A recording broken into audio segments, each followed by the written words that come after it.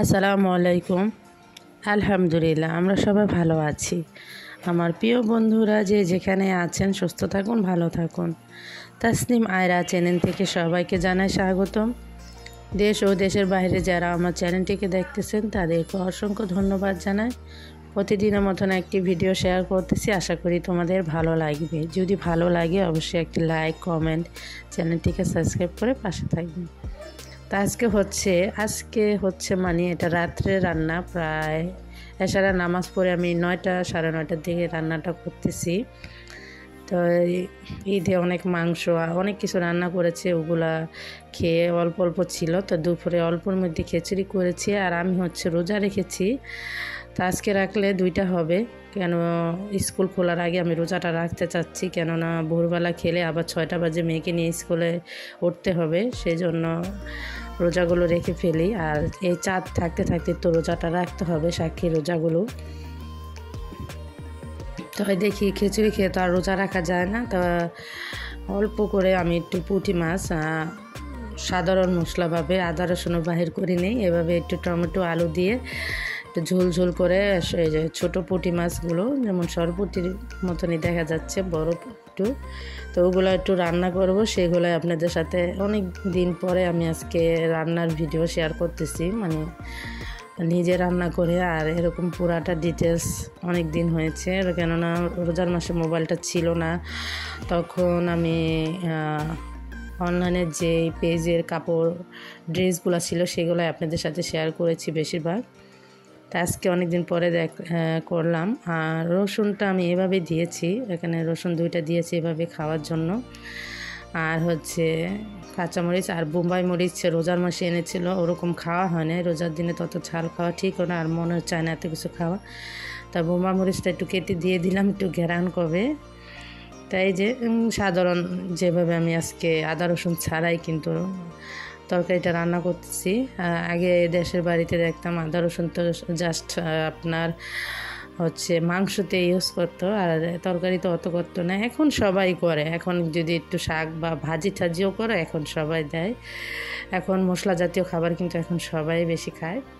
তা আজকে আমি আদা রসুন ছাড়াই কিন্তু রান্না করতেছি। বাহির করতে মনে ছিল না, আর বললাম আর বাহির করা লাগবে না, থাক এইভাবেই রান্না করি। তা টমেটো দিয়ে, তাই মাছটাও ভাজবো না, কষানো শুধু আমি খাবো তো, আর পপি একটু রাত্রে খাবে, তাই জাস্ট একটু কষিয়ে রান্না করে নিচ্ছি। যারা আজকে আমার নতুন চ্যানেলটা ভিজিট করতেছো, যদি ভালো লাগে চ্যানেলটিকে সাবস্ক্রাইব করে পাশে থাকবে। তা এখন তো দেখলাম যে রোদ উঠতেছে, অনেক রোদ। তারপরে সাক্ষী রোজাগুলো রেখে ফেলবেন, হেলাফেলা না করে সবাই, কেননা রেখে ফেললেই ভালো হবে।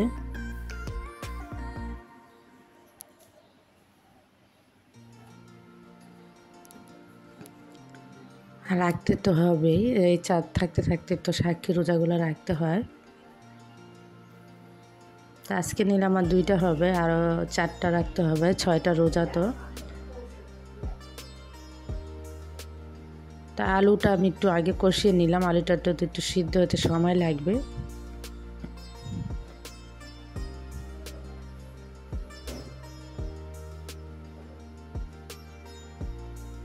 তারপরে আমি মাছটাও দিয়ে দিলাম, টমেটো একসাথে আর একটু কষিয়ে তারপরে যতটুক পানি লাগে ততটুক দিয়ে দিব।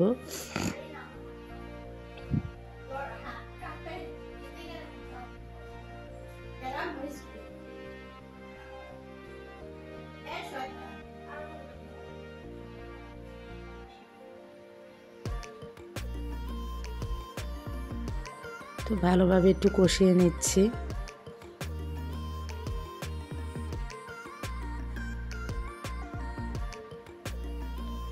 একটু হালকা একটু ঢেকে রাখবো, তারপরে একটু পানি দিয়ে দিব। তাই এই ফাঁকে আমি আবার অল্প কয়টা ভাত রান্না করব, সেটা আপনাদের সাথে শেয়ার করব।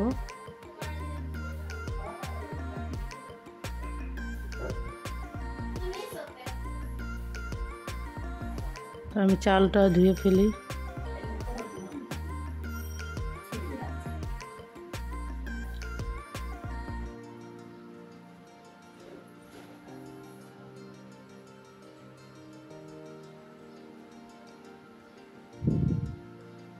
তরকারিটা হতে থাক আর আমি চালটা ভালোভাবে একটু ধুয়ে নিই।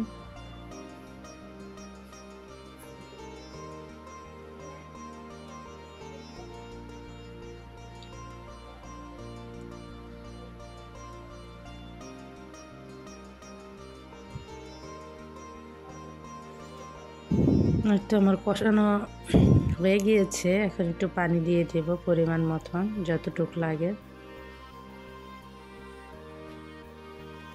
আর অত কালারটা দেখা যাচ্ছে না, আমার নতুন মোবাইলটা তো এখন আনিনি, কিনে রেখেছে আমার বড় বোনেদের বাসায়। আর এখন জাস্ট যেটা দিয়ে আছে সেটা দিয়ে ক্যামেরাটা অত ভালো না, কালারগুলো হয়তো একটু অন্যরকম লাগতে পারে আপনাদের কাছে।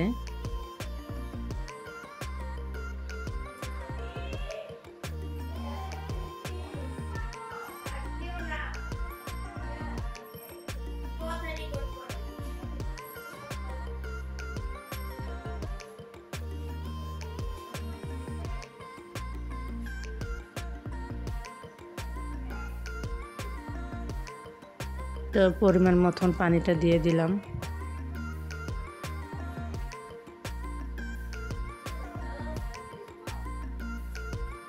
এক পাশে আমি ভাত বসিয়ে দিলাম।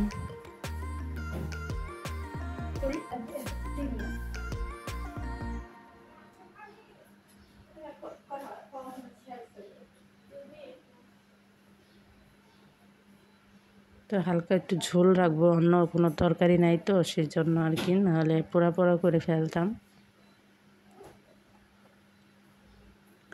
তো আজকের ভিডিওটা আপনাদের কাছে কেমন লাগলো অবশ্যই কিন্তু কমেন্টে জানাবেন, আর লাইক দিতে কিন্তু কেউ ভুলবেন না।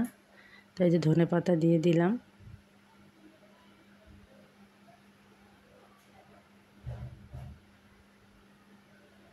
এক পাশে ভাতটা হয়ে গেল, হয়নি মানে ব্লক এসে পড়েছে, এখানে একটু জালটা কমিয়ে দিব। তো এখানে ভিডিওটা শেষ করলাম। আল্লাহ হাফেজ, আসসালামু আলাইকুম।